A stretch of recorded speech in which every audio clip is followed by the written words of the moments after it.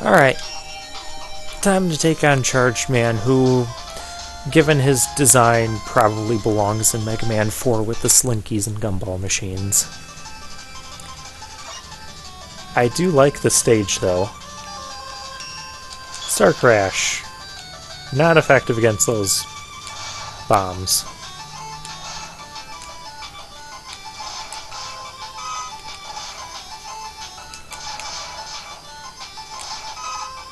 Now I remember once as a kid, I kind of fell back down or whatever, and I came back down and this is the madness you see. You know what, just because I can. Ha ha ha. That doesn't get old.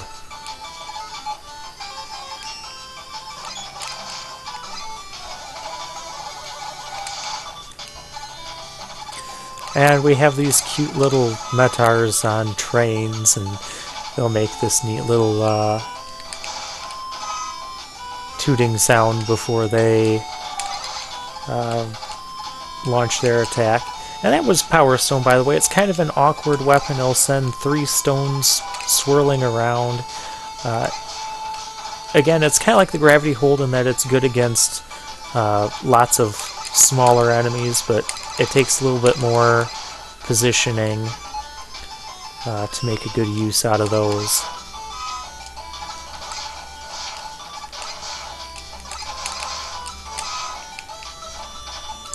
And there's mice down here. Your normal buster shots will just fly over them. So you either need a charged attack or a special weapon like the Napalm Bomb, or the Water Wave is also good. I prefer the bombs, because using bombs against rats and chickens is not excessive at all. And there's an A for isn't Star Barrier awesome because it can't launch its barrier upwards. Now you could use the Rush Coil to get that, but if you time your jump just right, you can get it as the train is kind of bouncing up and down there. And there's another one up that we probably didn't need. Once again, kind of a strange design. There's that bed of spikes there, and there is nothing to the left. There's no reason to go over there. There's nothing but death. I'll let you guys try that out for yourself if you don't believe me. I don't have enough lives to spare at this moment.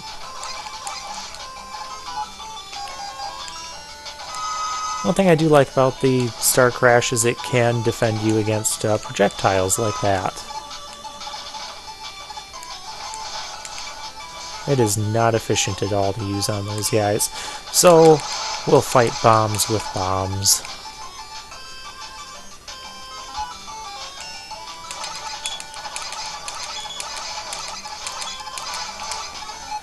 And I don't really need any of this. Charged Man is weak to the Power Stone, which it's kind of awkward to hit him with it, so I'll just fight him with the Buster. Basically, to use the Power Stone on him, you want to stand right next to him. When Charged Man is charging at you, he's invulnerable. He's invulnerable while he's launching his little charge smokestack coil attack.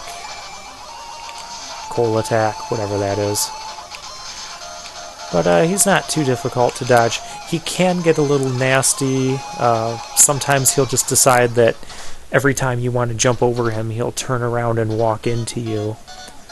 And if he does that repeatedly, usually I find when he starts doing that, he'll do that repeatedly throughout the battle. And sometimes it'll be like this, where he doesn't do that at all.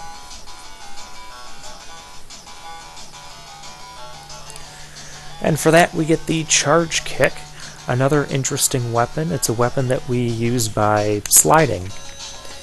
It's the first weapon of its type.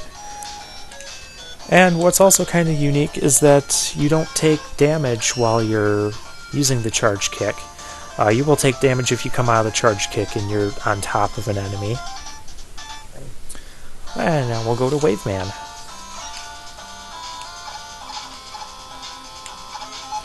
And there's not too many enemies in this stage. See, I kind of made it through the little water spout thing there. So that's fun. Now these tubes here, they have like some sort of great suction power, and they can just pull you in like that. And there's an extra life there, if you need that. So yeah, sometimes you kind of just have to wait through these guys in the first section. And now we're at the... well, we're almost at the halfway point. We have this bubble section. We'll be seeing this again in Mega Man 9. And now you can ride the big bubbles up, but the small bubbles, they will pop shortly after you stand on them. Well, there's not too much else going on here, but this is a nice little puzzle. Figuring out where to go in that, and now we're at the halfway point. And now we're going to get a nice little water vehicle.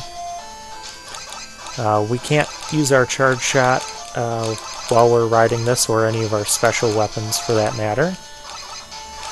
And Waveman probably has one of the trickiest letters to get, as we'll be getting the letter. You've got guys that come up and attack you from behind. You've got these dolphins.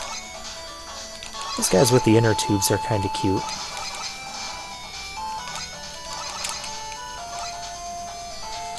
So yeah, you've got enemies coming from all angles, and you're on a scrolling thing, and now we have a giant octopus head. And his weak spot is obvious, that big green flashing marker.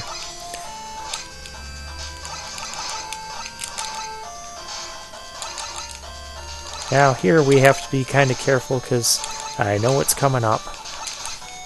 And if you get hit, you likely miss the letter. I believe it's the letter E for everything needs to get out of my way, so I can collect this letter.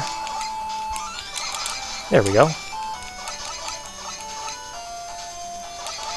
See, I just kind of get used to the way those dolphin things bounce. They only take one shot to take out, so that's kind of nice. And we have a poorly positioned cannon. Now Waveman is weak to the charge kick.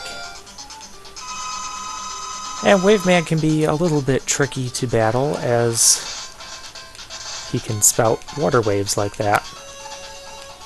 And then, ow.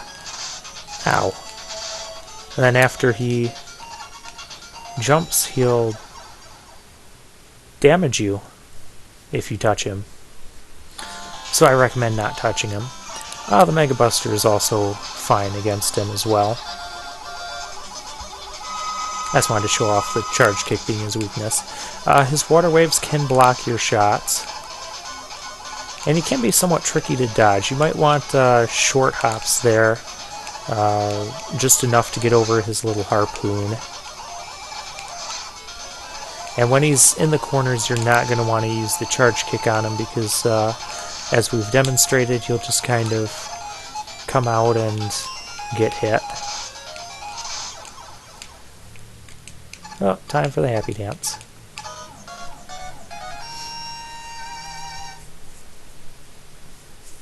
Overall, Waveman isn't too bad to fight.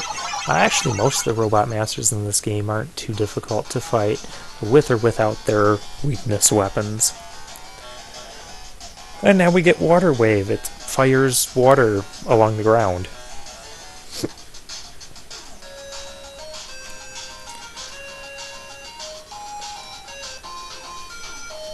Alright, you know, I don't know what it is, but almost any time I play Mega Man 5, unless I'm intentionally going to Crystal Man and Gyro Man early, they always end up being like the last two guys I go to.